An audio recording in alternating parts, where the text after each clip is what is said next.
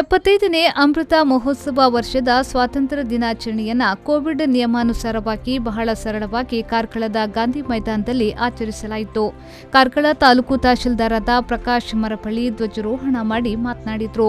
ಬ್ರಿಟಿಷರ ದಾಸ್ಯ ಸಂಕೋಲೆಯಿಂದ ಮುಕ್ತಿಗೊಂಡ ಭವ್ಯ ಭಾರತವು ನಡೆದು ಬಂದ ದಾರಿ ಹಾಗೂ ಸಾಧನೆ ತುಂಬಾ ಮಹತ್ವವಾದುದು.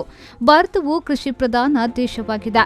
ರಾಷ್ಟ್ರದ ಬೆನ್ನೆಲುಬಾದ ಕೃಷಿಕನ ಕೈ ಬಲಪಡಿಸುವುದು ನಮ್ಮ ಮುಂದಿನ ಕರ್ತವ್ಯವಾಗಿದೆ ಎಂದು ಹೇಳಿದರು.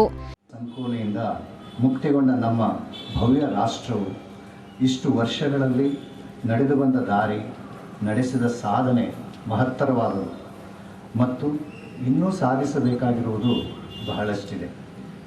ಈಸ್ಟ್ ಇಂಡಿಯಾ ಕಂಪನಿಯ ಹೆಸರಿನಲ್ಲಿ ವ್ಯಾಪಾರದ ನೆಪದಿಂದ ಭಾರತಕ್ಕೆ ಆಗಮಿಸಿದ ಆಂಗ್ಲರು ನಂತರ ಮತ್ತು ವೈಚಾರಿಕವಾಗಿ ಗುಲಾಮರನ್ನಾಗಿ ಮಾಡಿಸಿರುವುದು ಈಗ ಇತಿಹಾಸವಾಗಿದೆ. ದೃಷ್ಟಿ ಹರಿಸಬೇಕಾಗಿರುವುದು ನಮ್ಮೆಲ್ಲರ ಆದ್ಯ ಕರ್ತವ್ಯವಾಗಿದೆ.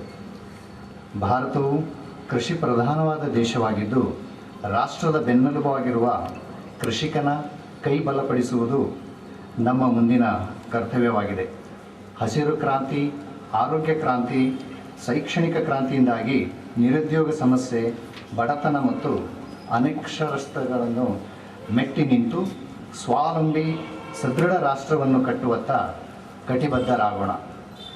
ಆರ್ಥಿಕ ಕ್ಷೇತ್ರದಲ್ಲಾಗುತ್ತಿರುವ ಬಹುರಾಷ್ಟ್ರೀಯ ಹಾಗೂ ಅಂತಾರಾಷ್ಟ್ರೀಯ ಕಂಪನಿಗಳ ಸ್ಪರ್ಧೆಯನ್ನು ಮೆಟ್ಟಿ ನಿಂತು ನಾವು ನಮ್ಮ ತಂತ್ರಜ್ಞಾನ ಮತ್ತು ಸಂಪನ್ಮೂಲಗಳ ಬಳಕೆಯಿಂದ ಅಭಿವೃದ್ಧಿಶೀಲ ರಾಷ್ಟ್ರದಿಂದ ಅಭಿವೃದ್ಧಿ ಹೊಂದಿದ ರಾಷ್ಟ್ರವೆಂಬ ಕೀರ್ತಿಗೆ ಹೊಂದಿದ ನಾವು ಇತರರ ಹಕ್ಕಿಗೆ ಧಕ್ಕೆ ಬಾರದಂತೆ ನಮ್ಮ ಹಕ್ಕನ್ನು ಚಲಾಯಿಸುವುದೇ ಸಾಮಾಜಿಕ ಸ್ವಾತಂತ್ರ್ಯವಾಗಿದೆ. ಈ ಸಂದರ್ಭದಲ್ಲಿ ಪರೇಡ್ ಕಮಾಂಡರ್ ಆಗಿ ಕಾರ್ಕಳ ನಗರ ಠಾಣಾಧಿಕಾರಿ ಮಧು ಅವರು ಕಾರ್ಯನಿರ್ವಹಿಸಿದ್ರು. ಇದೇ ವೇಳೆ ಪುರಸಭೆಯ ಅಧ್ಯಕ್ಷ ಸುಮಾ ಕೇಶವ್, ಉಪಾಧ್ಯಕ್ಷೆ ಪಲ್ಲವಿ, ಪುರಸಭಾಧಿಕಾರಿ ರೂಪಾ ಶೆಟ್ಟಿ, ಗುರುದತ್ ಹಾಗೂ ಪೊಲೀಸ್ ಅಧಿಕಾರಿಗಳು ಉಪಸ್ಥಿತರಿದ್ದರು. ಕೆಎಂ ಖಲೀಲ್, ವಿ4 ನ್ಯೂಸ್, ಕಾರ್ಕಳ.